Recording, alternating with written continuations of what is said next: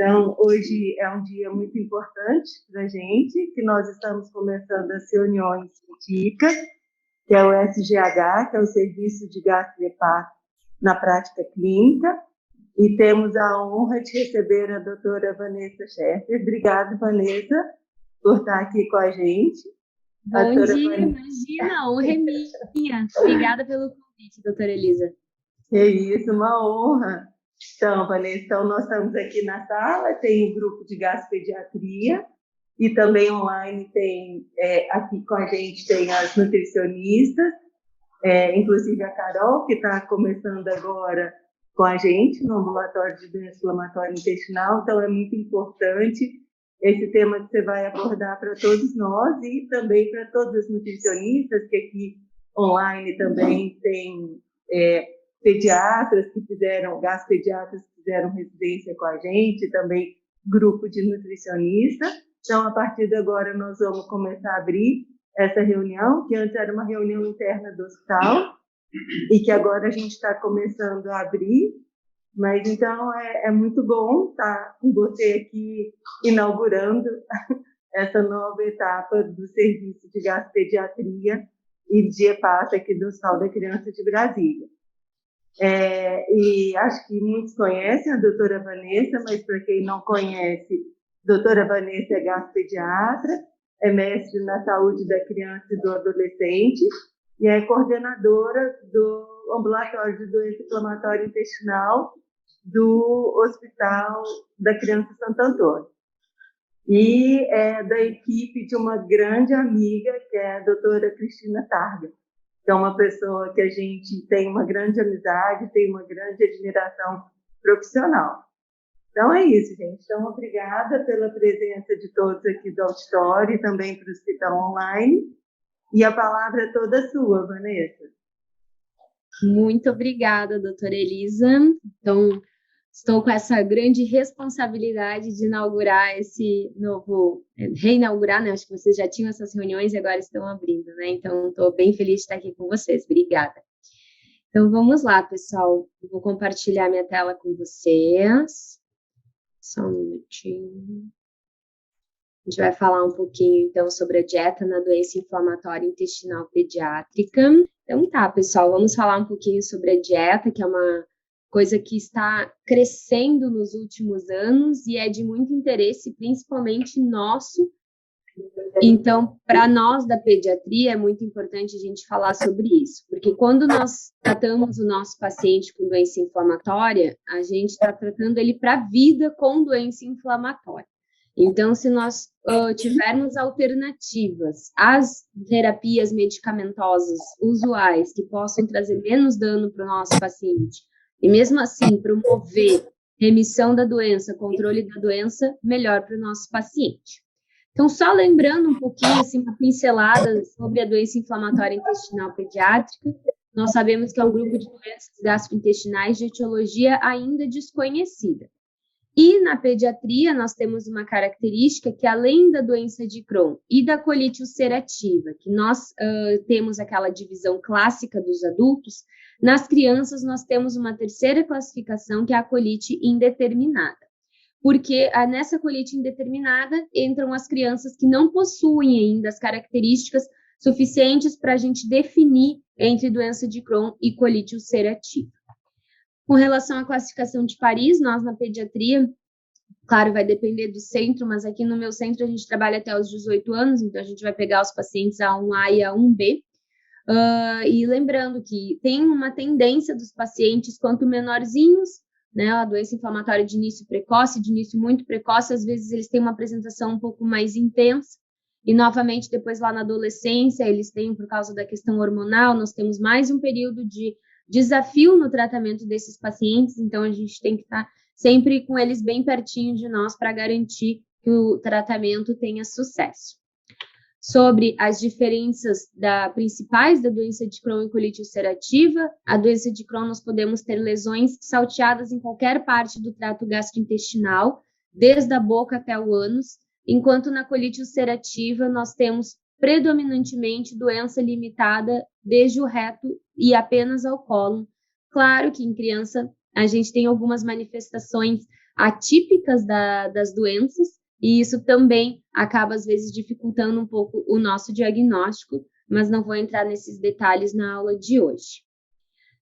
Um pouquinho da incidência da doença intestinal pediátrica no mundo, a gente vê, os estudos nos mostram que a incidência vem aumentando, principalmente nos países mais industrializados, nos países mais ocidentalizados. Infelizmente, aqui no Brasil, nós temos uma carência de dados populacionais para podermos definir a incidência da doença inflamatória intestinal pediátrica no nosso cenário. E uma característica da doença inflamatória intestinal pediátrica é que é mais frequente nós termos pacientes com Crohn do que colite. E nos adultos nós temos uma inversão desse padrão, nós temos mais pacientes com colite do que Crohn. Talvez pelas próprias características de apresentação da doença de Crohn, tenha algo que faça essa doença ser manifestada mais na infância do que na vida adulta. Então, essas questões elas ainda não estão bem elucidadas. Como eu comentei antes, a gente ainda não tem uma etiologia definida para a doença inflamatória intestinal, mas ela é multifatorial. Então, é interessante nós vermos que nós temos vários fatores que podem acarretar no desenvolvimento da doença. Então, o exposoma, o nosso genoma, o nosso microbioma, o nosso imunoma, como nós respondemos a todos os estímulos que nós somos apresentados. E, na verdade, esses omas que a gente chama, eles interagem juntos para formar o interatoma da doença inflamatória intestinal. Então, nós temos um componente genético, mas é o nosso ambiente que vai fazer essa expressão gênica acontecer, associado com o nosso microbioma. Então, é uma doença bem complexa. E esse trabalho, publicado em 2020, ele é muito interessante a gente entender um pouco dele, e isso está relacionado com a questão da dieta, porque a gente entendendo de onde vem a doença inflamatória, a gente pode tentar estudar e aprimorar mais o nosso tratamento, e principalmente, já que é do nosso interesse, o tratamento com dieta. Então, esse trabalho do Keller Myers e Bauer fala do triple hit, dos 3 hits para o desenvolvimento da doença inflamatória. Então, o primeiro hit, ele traz que é já lá na concepção do indivíduo, através dos nossos genes, através do nosso epigenoma e através do nosso sistema imune. Falando um pouquinho dos genes, nós temos mais de 200 genes identificados que tenham relação com a doença inflamatória intestinal, principalmente os mais estudados NOD2, ATG16L1 e L23R, mas esses genes também estão presentes na população sem doença inflamatória. Então, novamente, reforçando aquele conceito de que a gente tem que ter alguma outra coisa que faça esse gene ter uma expressão. E esses genes, eles são ainda mais importantes na doença inflamatória de início muito precoce, que por muitas vezes nós podemos ter uma criança com uma expressão monogênica, então apenas um desses genes alterados desencadeando a doença.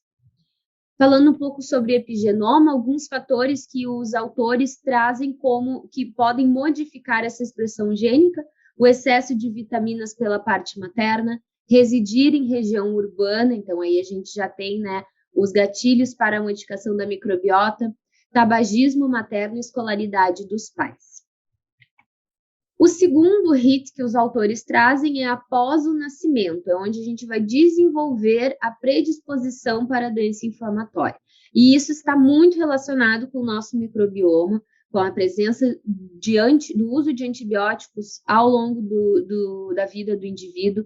Novamente, o tabagismo materno aparecendo como fator de risco. A presença do aleitamento materno como um fator protetor para a manutenção e para a formação desse microbioma. E, novamente, aqui eles trazem, quer dizer, pela primeira vez aqui, eles trazem o conceito da dieta. A dieta desse indivíduo, ao longo do tempo, pode modificar sua microbiota e modificar a expressão ou não da doença. E aí, depois, o terceiro hit é o trigger, seja um estresse físico ou estresse psíquico desse nosso paciente, alguma outra doença, que é o gatilho para realmente o desenvolvimento da doença inflamatória intestinal. E esse trigger pode, inclusive, estar relacionado com a progressão dessa doença, então ela ter um fenótipo mais grave, mais agressivo, ou um fenótipo mais leve que vai levar posteriormente à remissão de uma maneira mais fácil. E como eu falei para vocês, a nutrição ela vem sendo cada vez mais estudada, é só a gente observar os dados publicados nos últimos anos, então a gente vê uma crescente no PubMed das publicações relacionando a nutrição com a doença inflamatória intestinal. Então, realmente, estamos estudando mais e chegando a conclusões mais palpáveis para podermos ajudar mais o nosso paciente. Mas a dieta na doença inflamatória não é uma coisa nova. Eu acho muito interessante a gente saber de onde veio isso. Eu gosto muito de história. E eu quis trazer para vocês esse slide que da onde que veio essa ideia de que a dieta pudesse modificar a resposta ao tratamento dos pacientes. Então, muito tempo atrás, então, lá em 1970, o tratamento para a doença inflamatória não era medicamentoso. O tratamento era dieta e repouso intestinal para preparar esse paciente para a cirurgia. Então, nessa época, os pacientes eram submetidos a uma dieta endovenosa hipercalórica e, no momento que eles estavam em dieta, eles observavam um controle dos sintomas. E, posteriormente, eles começaram a associar que não era só a dieta endovenosa, mas a dieta enteral também podia promover esse controle dos sintomas.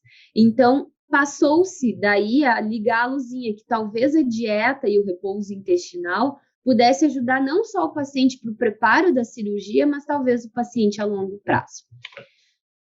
Esse modelo foi sugerido por Levine e colaboradores, é um trabalho de revisão que eles têm, que eles levantam algumas hipóteses de como a dieta poderia impactar na patogênese da doença inflamatória. Então, o que os autores trazem? Que a presença de uma dieta que nós podemos chamar de mais ocidentalizada, uma dieta rica em gordura, rica em açúcar, rica em conservantes, emulsificantes, baixa em fibra, poderia, então, alterar a camada mucosa intestinal, alterar as células caliciformes, alterar a expressão das células T reguladores, diminuir o clearance bacteriano e aumentar a permeabilidade intestinal. Então, isso seria um ciclo, essa exposição à dieta inadequada seria um ciclo de dano, de constante dano celular intestinal, que acarretaria na doença inflamatória. E nesse outro modelo aqui, dos mesmos autores, a gente vê como é que seria no lado esquerdo o intestino saudável, então a gente vê a microbiota saudável, os risquinhos em azul são os ácidos graxos de cadeia curta, principalmente o butirato, e todo esse sistema equilibrado colaborando para a manutenção da camada mucosa intestinal e, por consequência, a manutenção dos enterócitos, e uma adequada expressão das células T reguladoras, garantindo que a imunidade desse indivíduo esteja adequada. E aqui no lado direito a gente vê a disbiose, acarretando em diminuição dos ácidos graxos de cadeia curta, diminuição da camada mucosa e o aumento da translocação bacteriana, que faz com que o nosso corpo tenha que regular as nossas células T pendendo para o lado da inflamação, das células TH17. E a mesma coisa na colite ulcerativa, só que além dessa translocação bacteriana e da desregulação das células T para o TH17, a gente vê também o dano direto dessa proliferação bacteriana, alterando, de fato, as células intestinais e comprometendo a barreira dessas células. Claro que esses estudos aqui, esses modelos, eles foram baseados em experimentos em animais, não em humanos, mas isso nos traz uma boa ideia de como a dieta atua no nosso intestino, porque provavelmente é algum modelo semelhante de atuação. É importante a gente lembrar quais são os nossos objetivos quando a gente está tratando um paciente com doença inflamatória. E a gente não quer mais só a remissão clínica, como lá atrás, lá na década de 70, as pessoas notaram que os pacientes melhoravam com a dieta, mas a gente também quer a remissão endoscópica, principalmente, novamente, quando a gente está falando em crianças, porque a gente sabe que a remissão endoscópica está associada lá na frente com diminuição das complicações. Então, novamente, o nosso paciente pediátrico, que tem a vida toda para conviver com a doença inflamatória, Quanto mais a gente cuidar dele agora, melhor para esse paciente no futuro. Então, a gente quer que o nosso paciente tenha uma boa qualidade de vida, mas a gente também quer a cicatrização das úlceras, a gente também quer a melhora visual da colonoscopia. Então, o que a gente tem hoje de consolidado para dieta na doença inflamatória intestinal pediátrica? A gente tem consolidado, recomendado pela ESPGHAN, pela NASPGHAN, pelas maiores entidades que recomendam os tratamentos para doença inflamatória intestinal pediátrica, a dieta enteral exclusiva. Ela é a primeira escolha na doença de Crohn ruminal, tanto ileal quanto colônico. Ela é capaz de promover a cicatrização da mucosa e ela tem a vantagem que ela possui menos efeitos colaterais do que comparado aos corticosteroides, que, quando a gente compara com os adultos, continua sendo uma grande medicação para a indução da remissão. Para nós da pediatria, o uso de corticosteroides na doença de Crohn ele vai estar indicado se nós tivermos falha à nutrição enteral exclusiva. Então, se o paciente não respondeu ou se o paciente não tolerar. Só que a gente tem que lembrar que os corticosteroides eles não promovem a cicatrização da mucosa. Então, a gente não vai atingir o nosso objetivo, o nosso treat to target, usando os corticosteroides. E a gente tem o potencial de atingir esse nosso objetivo com a dieta exclusiva. Então, vou trazer alguns estudos para vocês, mostrando quais são as evidências que nós temos para isso. Então, a NASPGHAN e a ESPGHAN recomendam a dieta enteral exclusiva, que é uma fórmula polimérica administrada pela via oral. Para qual paciente? E ela é normocalórica, tá, pessoal? Ela não é hipercalórica, ela é normocalórica.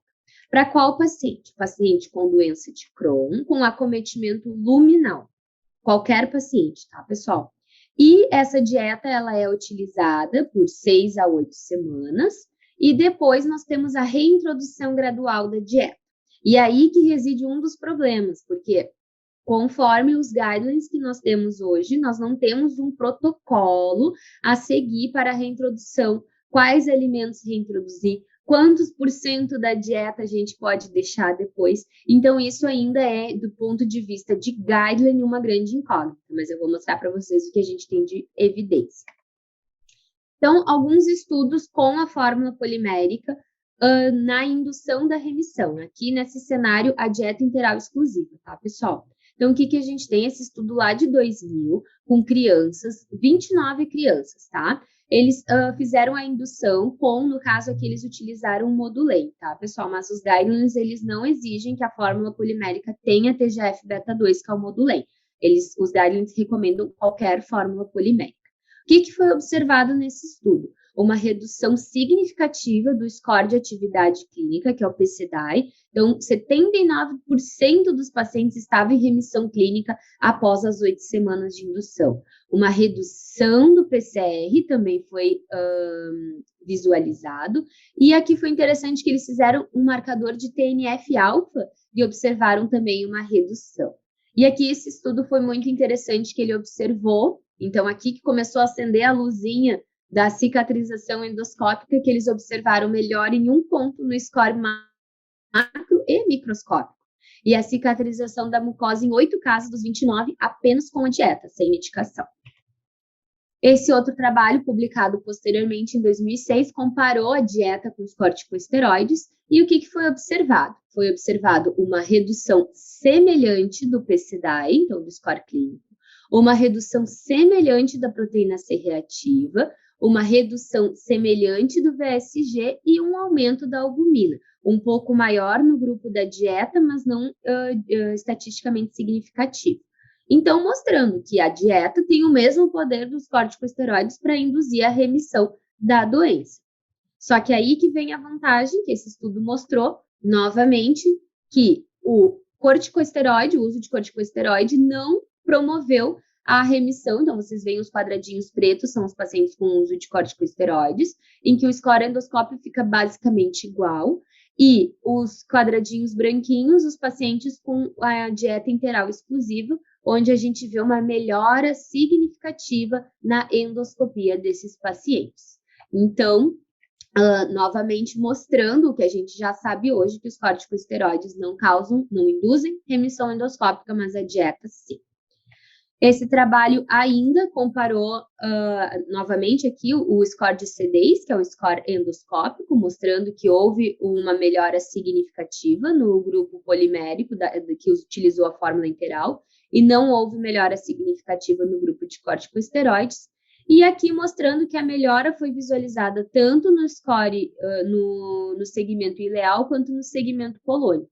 Então, reforçando que sim, que a dieta ela tem um papel no tratamento dos pacientes com Crohn luminal, mesmo que não seja o Crohn ileal. Então, os pacientes que têm acometimento colônico também podem se beneficiar. Aqui a dieta oral versus enteral, só para reforçar, né? Claro que a gente quer o nosso paciente se alimentando via oral, sem sonda, sem dispositivo, porque isso traz uma maior qualidade de vida para o nosso paciente, é menos uma coisa invasiva, mas aqui esse estudo publicado em 2011 realmente mostrou isso, mostrou que, inclusive na semana 4, os pacientes que estavam com a dieta fracionada, administrada via oral, eles tinham até um score clínico bem semelhante aos pacientes que tiveram a dieta enteral contínua, e aqui na semana 4 deu uma diferençazinha, mas a gente tem que levar em consideração que essa diferença ela não é tão importante a ponto de vista de indicar uma coisa invasiva que piora a qualidade de vida do nosso paciente. Então, a recomendação é a administração fracionada via oral. E esse trabalho, publicado em 2017, mostra o prognóstico desses pacientes que receberam lá no início a nutrição enteral exclusiva, e é muito interessante a gente observar que esses pacientes apresentaram 2 e 4 anos após o diagnóstico da doença, eles apresentaram um menor risco do uso de corticosteroides. Então, quanto maior o percentual de pacientes que receberam nutrição enteral exclusiva, a maior parte desses pacientes conseguia ficar livre do uso de corticosteroides. Então, isso é mais uma segurança também quando a gente vai convencer o nosso paciente de fazer a dieta, que não é fácil, a gente sabe que não é fácil, mas é mais uma coisa para a gente mostrar para ele lá na frente. Às vezes, adolescente e criança, é difícil a gente botar neles essa perspectiva de futuro, né? Mas conversando a gente consegue mostrar que lá na frente vai ser melhor para eles se eles não utilizarem corticosteroides. E a outra moeda de troca que a gente tem é o crescimento, principalmente os meninos, que são muito preocupados com isso. Os pacientes que foram induzidos com a nutrição enteral exclusiva, eles apresentaram uma maior variação no score Z de crescimento, enquanto os pacientes com corticosteroides, inclusive, apresentaram um decréscimo no score Z de crescimento. Então, a gente sabe, né, que um dos efeitos colaterais do uso de corticosteroides é realmente diminuir o crescimento, então isso aqui está de acordo com o que a gente já imaginava. E esse trabalho de 2020, só para a gente saber se a nutrição enteral exclusiva ela pode nos ajudar na reindução do tratamento.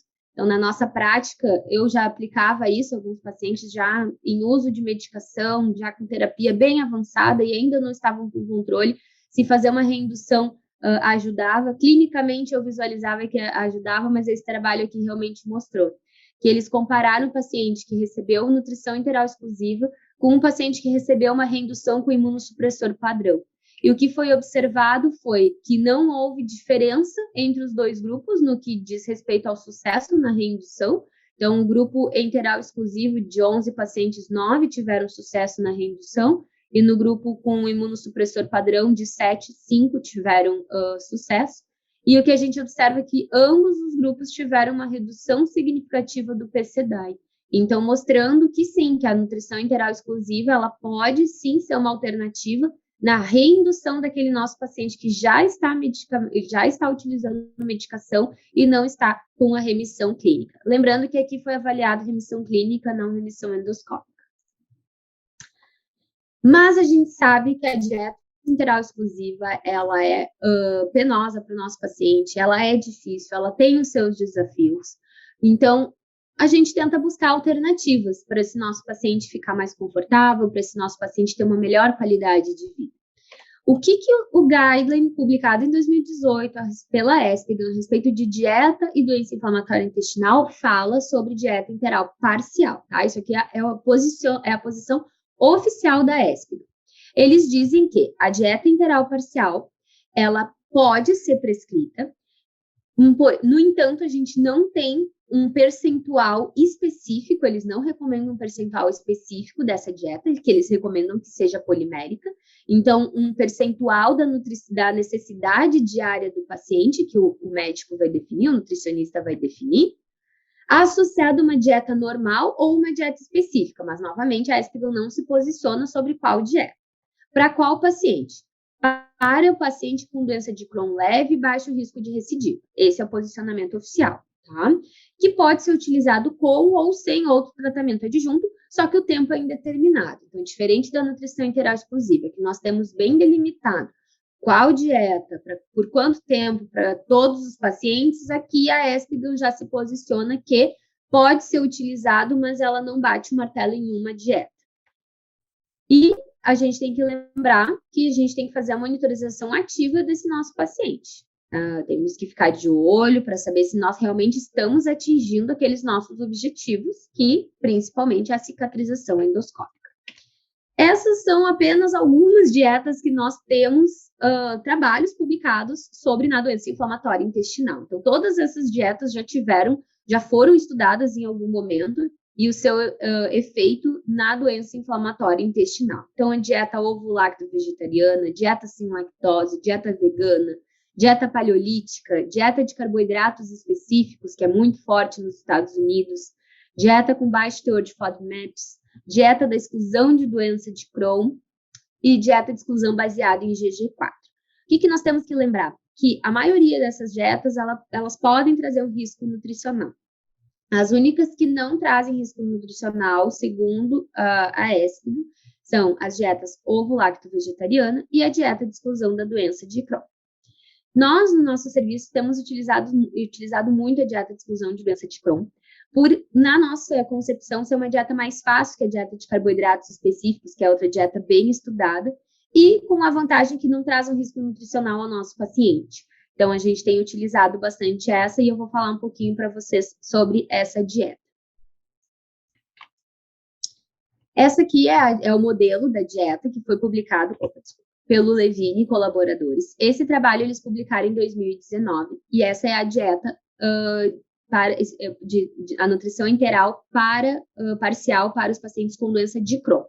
Tá? Então, aqui nós estamos falando apenas de pacientes com doença de Crohn. Esse estudo foi feito em crianças de 4 a 18 anos. Como é que eles fizeram?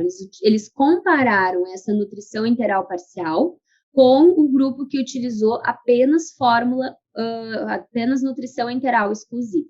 E compararam, ao final das 12 semanas, como esses pacientes estavam. Depois eu vou explicar bem direitinho como é que funciona, tá? Mas só para vocês entenderem rapidamente, é uma dieta específica, que eu vou falar melhor depois, com 50% de Modulem. No caso aqui, eles utilizaram fórmula polimérica com TGF-beta2, que é o Modulem. Lembrando que para nutrição interal exclusiva não é obrigatório o uso do Modulem, tá? Então, aqui eles utilizaram 50% das necessidades nutricionais do paciente de Modulem e o resto da dieta específica. E na segunda fase, que é a partir das 6 semanas, 25% das necessidades enterais de Modulem e o resto da dieta específica, e compararam com o grupo que recebeu só Modulem nas primeiras 6 semanas e depois uma dieta livre com 25% de Modulem. Então, o que eles observaram? Observaram que os pacientes que receberam a dieta parcial apresentaram uma melhor tolerância do que os pacientes que receberam a nutrição interal exclusiva.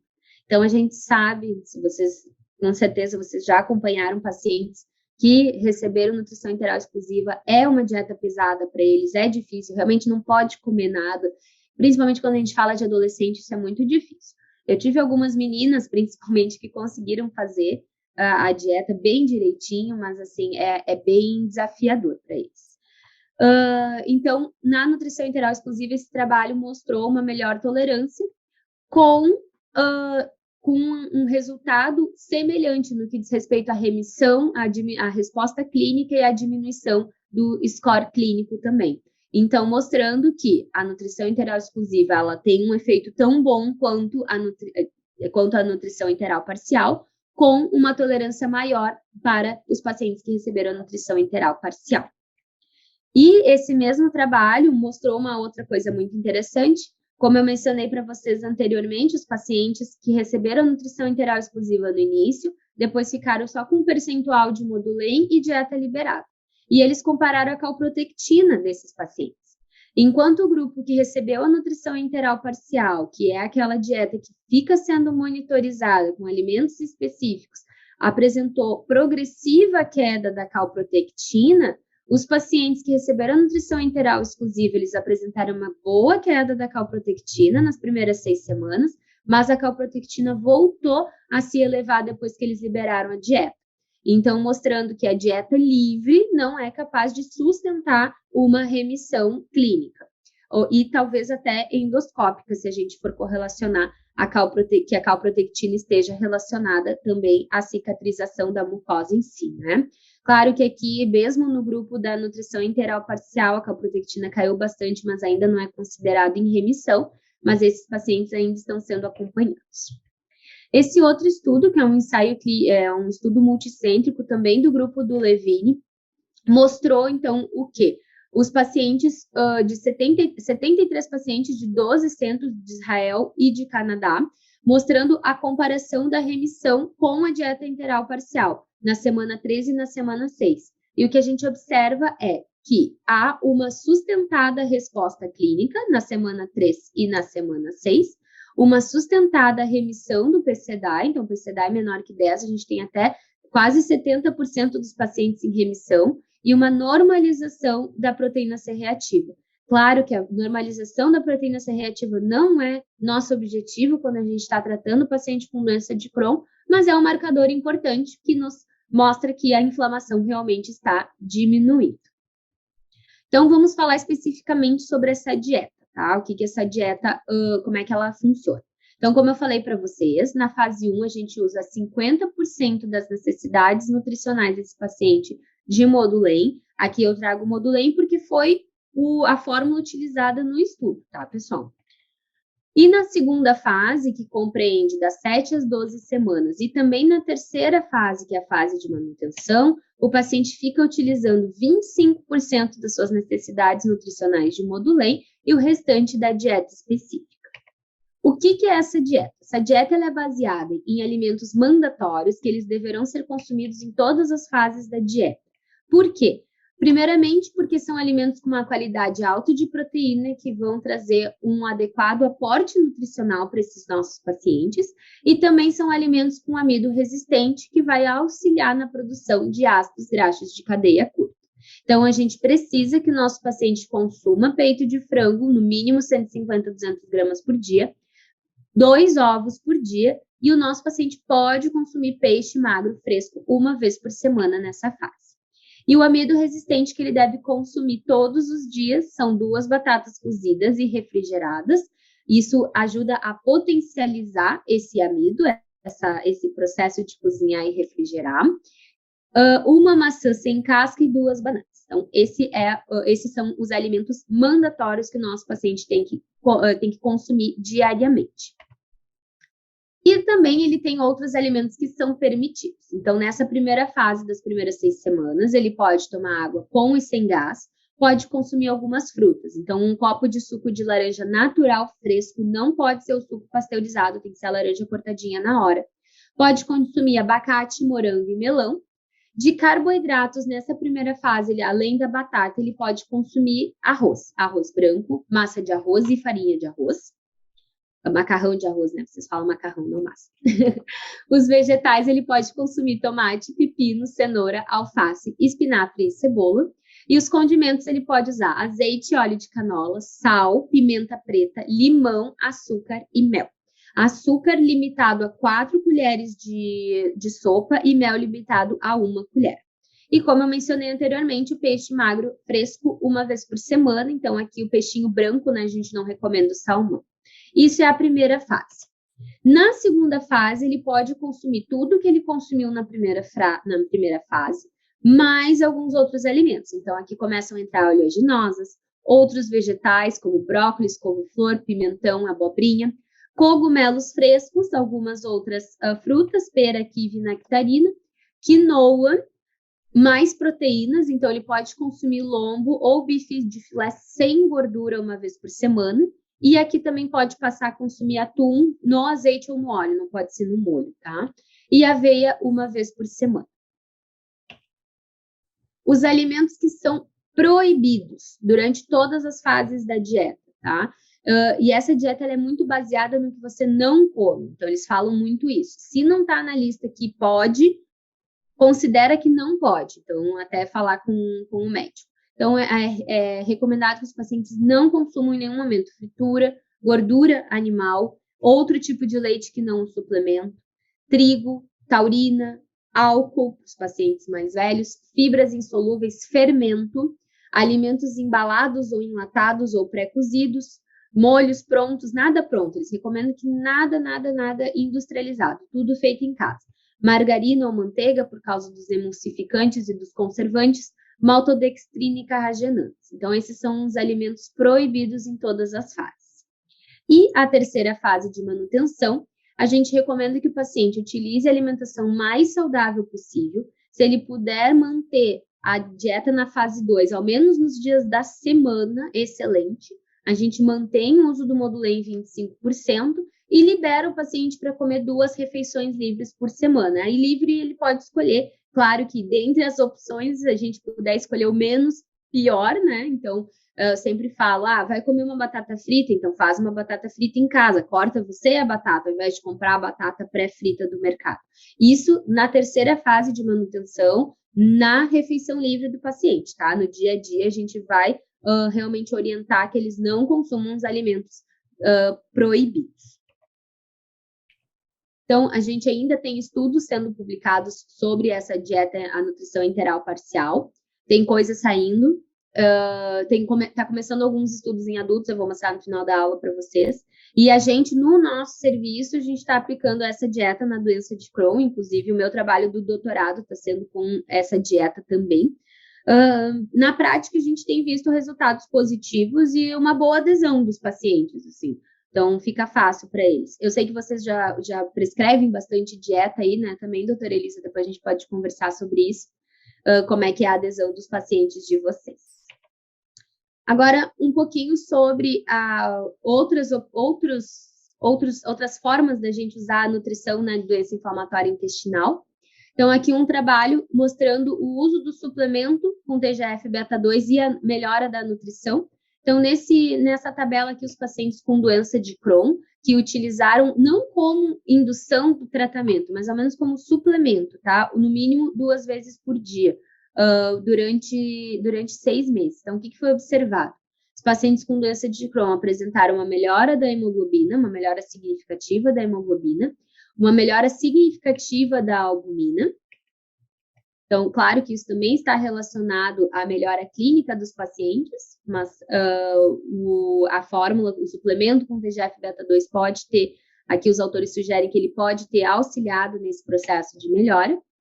E aqui também mostrando uma melhora do peso.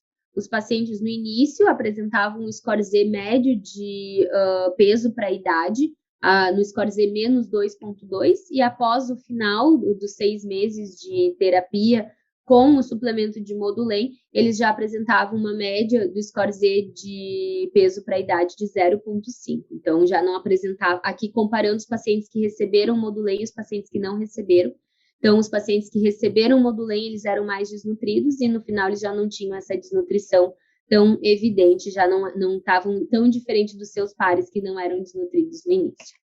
E essa melhora nutricional foi observada também no grupo da colite ulcerativa, apesar das dietas reforçando, né? O que a gente tem de evidência de dieta não se aplica à colite ulcerativa, mas aqui como um suporte nutricional, os pacientes que receberam o suporte nutricional com TGF-beta2 apresentaram uma diferença importante na altura. Então, os pacientes que receberam o suplemento tinham uma altura para a idade menor do que os pacientes que não receberam, e no final já não apresentavam mais essa diferença. e os pacientes com peso apresentavam também um peso para a idade inferior, o score Z de peso para a idade inferior aos pacientes que não receberam suplemento, e no final já não havia mais essa diferença.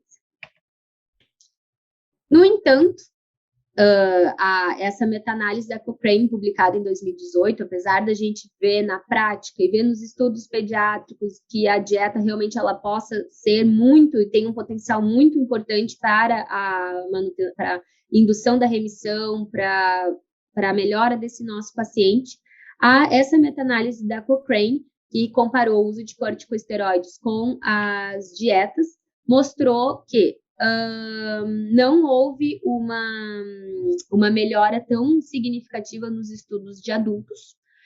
Houve uma melhora bem importante nos estudos pediátricos, então sim, um risco relativo de realmente induzir a remissão maior nos grupos pediátricos. Mas eu gosto de ressaltar uma coisa muito importante, que os estudos adultos, eles estão sujeitos a um alto risco dos pacientes adultos deixarem a terapia. Então, eu, pessoalmente, acredito que a meta-análise da Cochrane não foi não pôde afirmar com uma maneira tão evidente essa grande vantagem da nutrição enteral exclusiva na indução da remissão, justamente porque os adultos não têm um compliance bom com a dieta, como a gente vê nos estudos pediátricos. Então, realmente, eu acredito muito na dieta, e acho que quando a gente conseguir aplicar realmente os estudos nos adultos, a gente vai conseguir ver a evidência crescendo em corpo, porque a gente precisa de mais estudos para mostrar isso para eles. Então, eu acho que o que está faltando aqui para realmente a gente ver essa evidência é a adesão dos pacientes adultos. O que o futuro nos reserva para a dieta nas doenças inflamatórias? O que a gente tem de evidência na manutenção da remissão da doença inflamatória?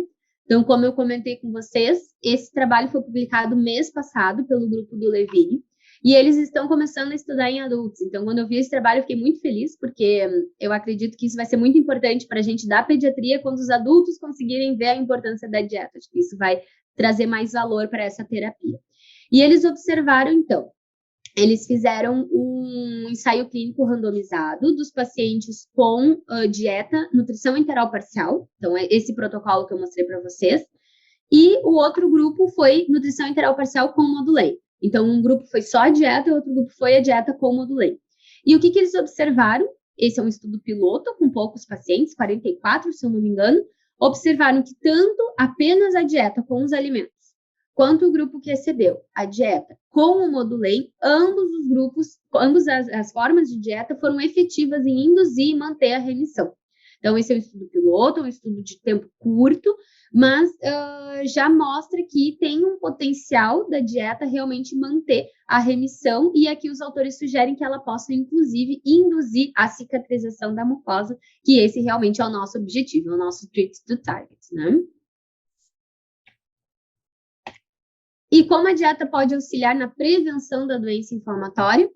Eu acho interessante a gente trabalhar com prevenção, né? Não só com a doença, ainda mais a gente que acaba atuando, né, na pediatria. Então, o que a gente puder prevenir para os nossos pacientes, melhor. Então, esse trabalho aqui foi uma corte publicada em 2020 sobre... Essa aqui é de 2021. Foi uma corte com base em dados espanhóis, que mostrou que eles fizeram uma grande análise da dieta desses pacientes e dividiram em quartis de pró-inflamação. Então, quanto maior o quartil, mais pró-inflamatória era essa dieta. E o que eles observaram foi que os maiores quartis tinham, sim, uma associação com a ocorrência de doença de Crohn, principalmente se a gente ajustava esse modelo para a idade e para a necessidade calórica desses pacientes. Então, houve sim uma tendência significativa de maior ocorrência de doença de Crohn nesses pacientes que tinham uma dieta mais pró-inflamatória. E eu acho interessante a gente observar que na colite ulcerativa isso não foi presente. Então, mesmo os pacientes com os quartis mais altos de dieta pró-inflamatória, não houve uma diferença estatística de que essa dieta pró-inflamatória tenha ocorrência com a colite ulcerativa. Então, isso é interessante a gente pensar, né, que se na indução da doença a dieta pró-inflamatória está mais relacionada com o Crohn, realmente faz sentido com o que a gente tem de evidência hoje, de que a dieta ela seja mais efetiva na doença de Crohn e tenha um papel mais importante na manutenção da remissão da remissão clínica e talvez endoscópica nos pacientes com doença de Crohn e não tanto nos pacientes com colite. E essa outra meta-análise aqui, meta-análise não, desculpa, é um estudo de corte publicado em 2020 com base em bancos de dados americanos. Eles conseguiram fazer uma variação de 8 anos do perfil alimentar desses pacientes. E é muito interessante a gente ver que quando esses pacientes eles têm um consumo baixo de uma dieta pró-inflamatória e passam para uma dieta moderada, ou eles têm um consumo baixo, passam para uma dieta alta em alimentos pró-inflamatórios, a gente já tem totalmente essa linha deslocada para a direita, mostrando que há um aumento do risco. Então, se você tem uma dieta saudável e decide consumir uma dieta não saudável ao longo da sua vida, você tem um risco aumentado, sim, de desenvolver a doença inflamatória ao longo da vida. E o contrário não foi tão visto. O paciente que tem uma dieta alta em alimentos pró-inflamatórios e decide passar a comer alimentos saudáveis, a gente não vê tão expressivamente a gente não vê nada, a gente vê bem pouco cruzando a linha para a esquerda, mas o paciente continua tendo um maior risco de desenvolver a dieta, aqui com a maior parte da linha no lado direito, desenvolver a doença, né? Então, se você consome mal e tenta mudar para o bem, ainda assim não é o suficiente para tirar aquele seu risco de desenvolver a doença de Crohn. Então, por isso que é importante a gente trabalhar na infância, para que esses nossos pacientes, desde a infância, já tenham hábitos alimentares saudáveis, e isso, com certeza, no futuro vai ser importante para eles. Sem falar nas outras doenças, né, mas também para a doença inflamatória intestinal. E nesse estudo foi mostrado que dentre os pacientes com doença de Crohn, o que mais apresentava relação com a dieta pró-inflamatória eram os pacientes com Crohn ileal. Então, que os quartis mais pró-inflamatórios, o terceiro e quarto, era ainda mais evidente a influência dessa alimentação no risco do desenvolvimento de Crohn ileal. Então, resumindo, a gente tem a patogênese da doença inflamatória que ainda não está elucidada. Bem provável que seja um interatoma que influencia a ocorrência dessa doença, inclusive a dieta, né? Será que a dieta pode ter um fator causal? Será que ela pode estar auxiliando na expressão da doença? Não sabemos ainda ao certo. Lembrar que o tratamento visa promover a remissão dos sintomas, mas também a cicatrização da mucosa, e que a nutrição enteral exclusiva ela já está bem consolidada, que ela possa induzir a remissão na doença de Crohn luminal, e que a nutrição enteral, outras formas de nutrição enteral, elas ainda devem ser estudadas, mas que elas também possuem um potencial de manutenção da remissão e melhora do estado nutricional dos pacientes. E como eu falei anteriormente, mais estudos são necessários para ampliar o nosso corpo de evidência, mais estudos talvez em pacientes adultos, para que a gente possa realmente ter o interesse, já que a gente tem mais adultos com doença inflamatória, eu acho que isso vai ser muito importante para a gente ter mais evidência concreta de como ajudar nosso paciente através da dieta. E eu finalizo com essa frase de Hipócrates que eu amo, que é: deixe a comida ser o seu remédio ser a sua comida. Eu acredito muito nisso, eu imagino que vocês também. Obrigada pela atenção de vocês. Muito obrigada novamente, doutora Elisa, pelo convite. Eu fiquei muito feliz.